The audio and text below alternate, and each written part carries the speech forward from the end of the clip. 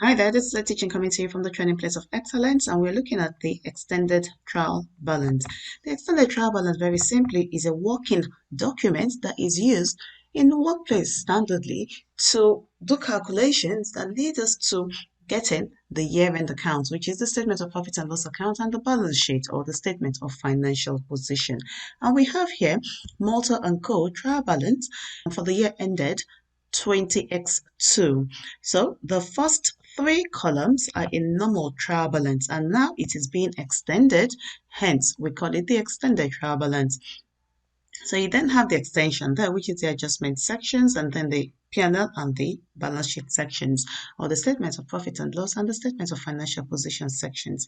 Please do bear in mind that you'll be expected to know each of the account names and which account does it go into. Does it go into the profit and loss account, or does it go into the financial position? In addition to that, you will then also find that you've been given adjustment columns. The adjustment columns need to be added or deducted to the initial balances, and the end figure or the result will then go into the statement of profit and loss or the statement of financial position. So we start off. Bear in mind that when we have the initial balance, we have a debit there. We will then assess, do we have an adjustment for that account name? In the first instance, there's none. So we just pick the figure in the initial ledger balances and deliver it onto either the profit and loss or the financial position section. Depends on the account it's supposed to end up in. If we have a ledger balance and we have an adjustment, you have to add debit plus debit or credit plus credit, and it will deliver as a credit or a debit in the P&L or the financial position.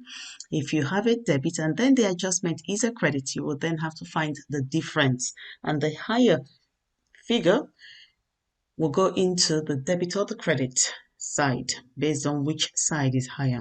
So let's start. We have the VAT owed to HMRC. VAT will always enter the financial position either as a debit or a credit, and you can say this is a credit, so the financial position will carry a credit of the same value without any adjustments, because there is no adjustment in the VAT row.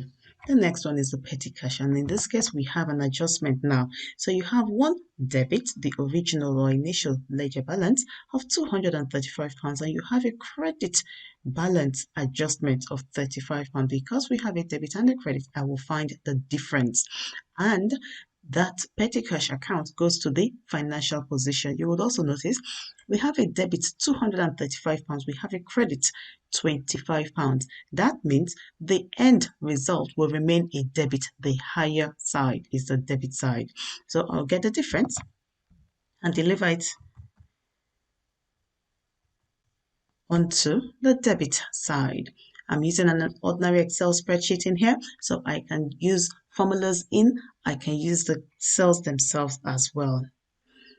Opening stock. Opening stock will be in the statement of profit and loss, and that will be on the debit side. So I'm just linking in this case. Bank interest received, that will go into the profit and loss account, and I have it as a credit balance, so it will remain a credit balance, but I also have an adjustment which is also a credit, so I will do credit plus credit, and it will of course remain as a credit balance overall. So in this case I'm linking and I'm just clicking on the cells and adding them together. Utilities, that will be in the profit and loss account, and you will see the initial balance is a debit, it will remain a debit, and there are no adjustments to that. Bank loans, that is a liability, and it goes to the financial position, and it will remain on the credit side. Sales ledger control account will remain on the debit side, and it goes to the financial position. Then we have purchases. Purchases is a debit balance, and it also has an adjustment, and that will go onto the profit and loss account, and because they are both debits, I will add them together.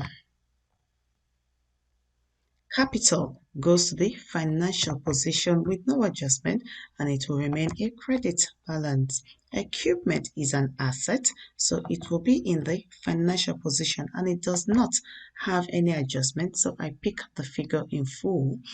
Premises expenses, it gives itself away, it's expenses, so that will go into the profit and loss account and there are no adjustments as well. Purchase ledger control, that is in the financial position. So I take that to the financial position and there are no adjustments. So I just fling that figure in the accumulated depreciation is a charge against the asset and that is a credit balance. So I will just take the figure and there are no adjustments given to me for that.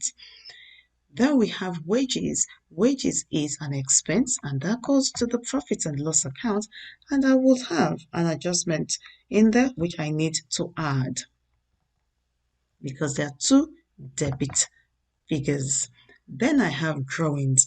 Drawings is a financial position item and it is a debit balance, so it will remain a debit balance and there are no adjustments to that.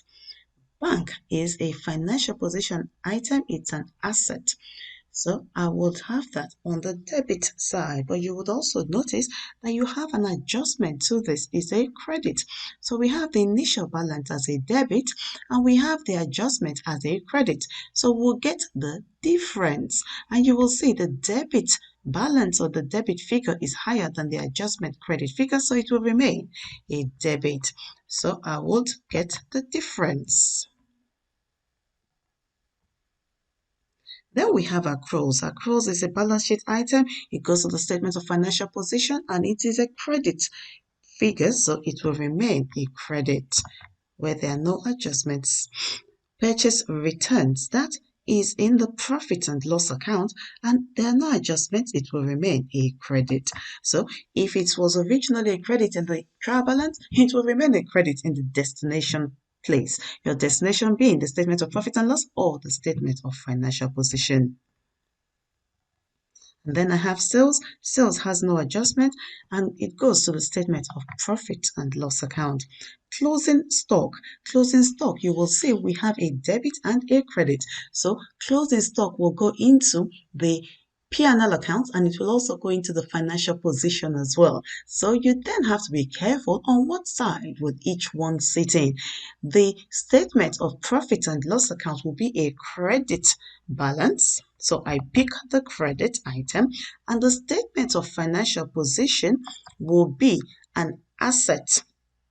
So it will go into the debit side. So I pick the debit column. And then I am going to insert a new row in there to pick up on my profit or loss.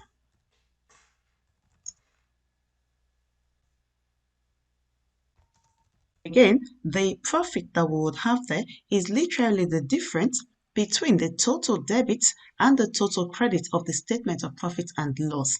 I can do that on the side and just drop in my figure.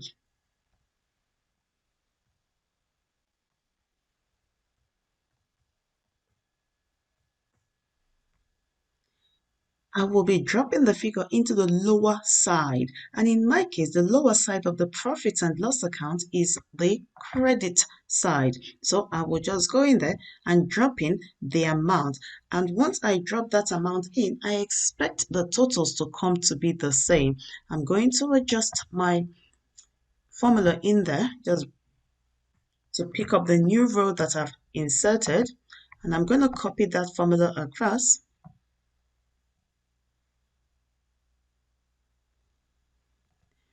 So now my profit and loss account is balancing and I'm fine with that. I'm happy with that as it is.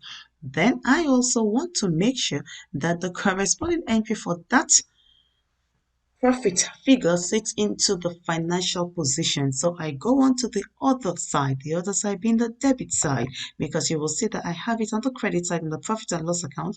I will then drop in that same figure onto the other side, which is the debit side. And once I have done that, the extended trial balance should balance off naturally without any other alterations or adjustments. So again, you go through from the top to the bottom. Remembering, you need to know which account does each item, each of the account names, which account will it enter into or get into or be sent into, or which account does it appear in? Does it appear in the statement of financial position or does it appear in the statement of profit and loss? And then you pick the figure. If it's a credit and it has an adjustment on the same row, you say credit plus credit. If it is a debit and it has an adjustment, you go debit plus debit. If it is a debit initial balance and the adjustment is a credit, you get the difference, debit minus credit. You post all the way down, adding, minusing, and delivering the figures into the profit and loss or the financial position. When you have finished, you then get the total of your debit side and minus the total of your credit side. The difference should cause the statements of profit and loss to become equal, and then that same difference should be transferred to the financial position on the other side. As you will see, my difference is £3,332. On the credit side, I will deliver that same figure to the debit side of the financial position. Once I do that, the financial position should balance off naturally without any other alterations. If it does not balance, it means you have made a mistake in your posting. So you need to step back. Start from the beginning, I usually advise. If you could, just clean out everything if needed. If it gets to a state that I'm like, I can't see this thing, just clean out everything and start all over again. Make sure you add and minus, as the case may be, correctly. Then you get to the end, it should balance naturally without any adjustments or any tweaks. I hope that has been useful. The rest of it is keep studying, keep practicing, and keep doing well. Remember, follow us on all the social media platforms. We try to post articles and blogs and recordings and teachings that are useful for the course of your learning and the course of your studying. All right then, adios. See you next time.